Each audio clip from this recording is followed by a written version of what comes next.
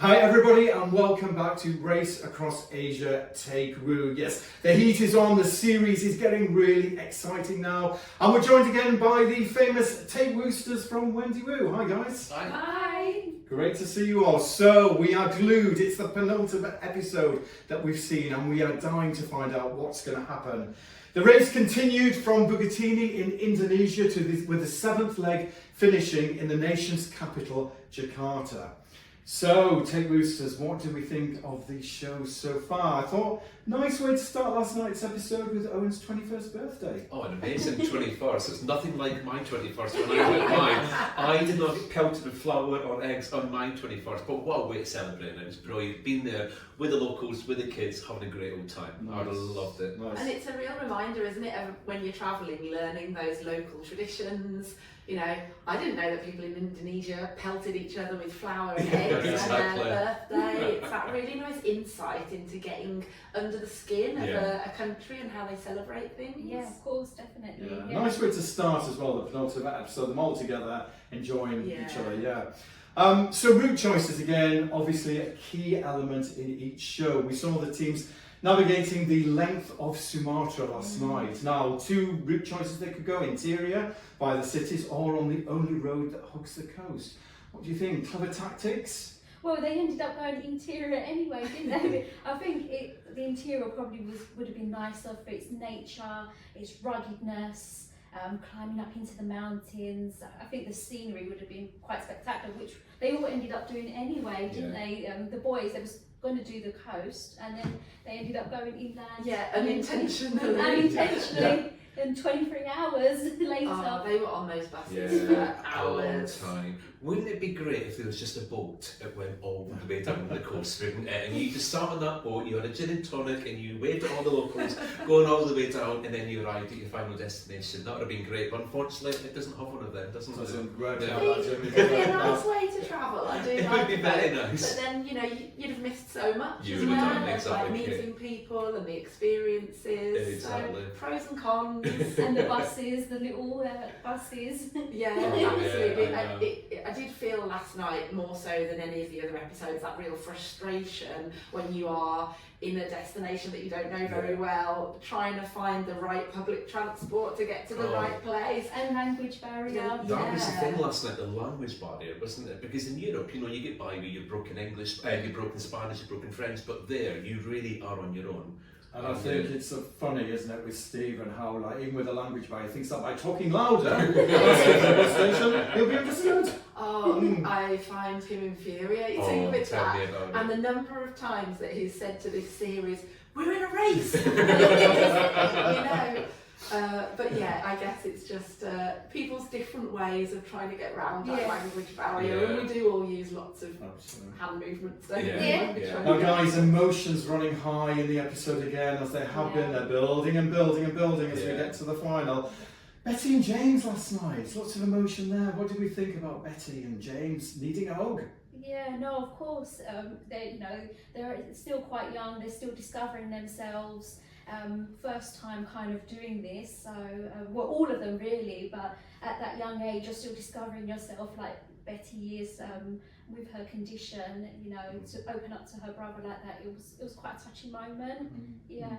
I agree, and it actually really reminds you of, like, I think when people are travelling, of course they're exploring these amazing destinations, but you do have these moments of self-reflection and self-discovery, and it's been really nice to see the impact of that on all of the contestants. I've got to say, bless them, they've gone through a lot on this race. I mean, losing their money, losing their passports, their tyres bursting last night on the show, dwindling budgets.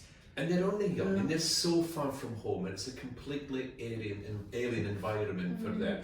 I felt so sorry on them, and when James just said, "I need a hug," and he even asked the camera crew to give him a hug, that guy needed it. And it's so good that they have got each other, but she was really emotionally distraught last night, and it was quite sad to see. I think we all got a bit teary watching that, didn't we? It made you realise, you know, I think the fragility of life as well, you know, everything in there.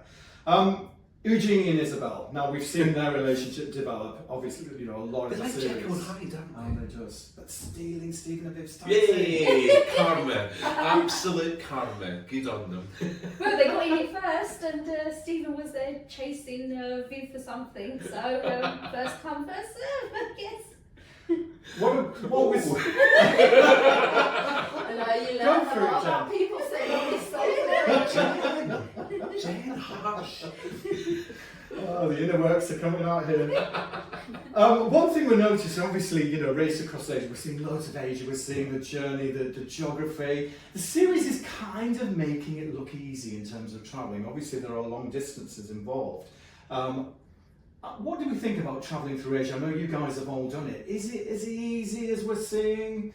I think Sumatra has been the most testing one of them all, because obviously the transport's not readily available, there's not so many buses, and compared to other places like Thailand where they had come from, but yeah, and obviously the boat hopping, it's not really that feasible in Sumatra, but you know, it's been good, like yeah.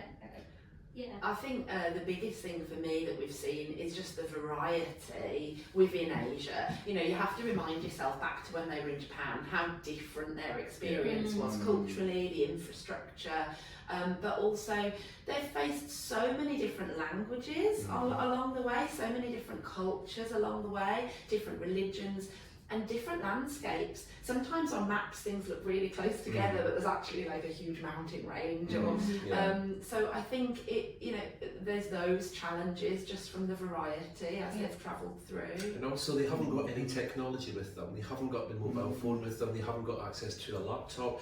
Whether they can possibly jump into an internet cafe and try and organise their day a little bit better, but if that's happening, we're not seeing that on the television, aren't we?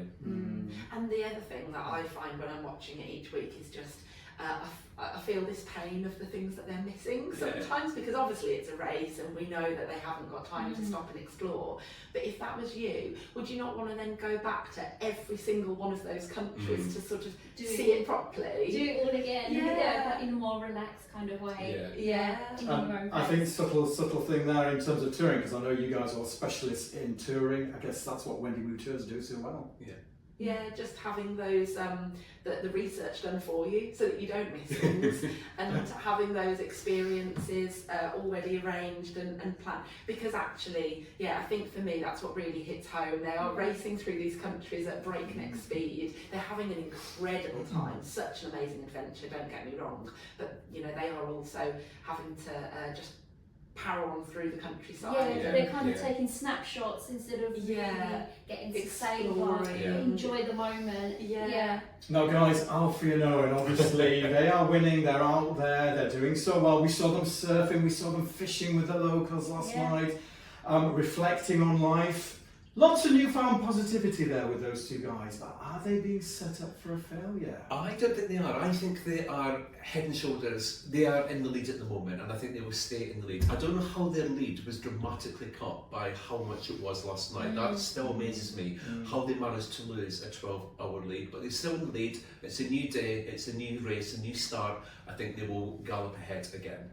But I think with Isabel and Eugenie's budget, they might just propel, because that's what they need now in the last leg to get them over that finish line. Okay. And I think the thing with the boys, because they did lose that massive lead in this section of the race, I think it might give them like a real kick up the bum that they need for the last section. I think they're going to be determined not to let that happen again. Obviously guys as well, Homestays played a big element of last night's show. How important do you think it is to see the guys mixing with the locals? It's great, I love it. I love seeing them mix with the locals. It really gives you an idea of what the culture's like in these places. The parts that is off the beaten track, the part that the tourists don't see. So it's really good to see the homestays. And especially the houses in the traditional, in its traditional way, So it feels like now, as we are approaching the final next week, it's all building up. Is it between two teams now in terms of the winners? All hands on deck.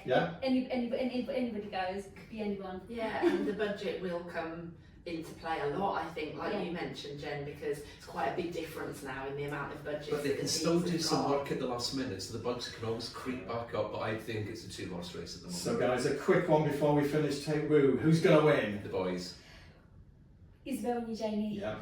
I'm going the boys as well. Are you? I'm going to say Stephen and Verve. Sorry guys, I'm still in there for Stephen and Verve. Thank you guys for joining us on Take Woo. Thank you everyone, and we'll see you next time after the final 4 Race Across Asia. Take Woo!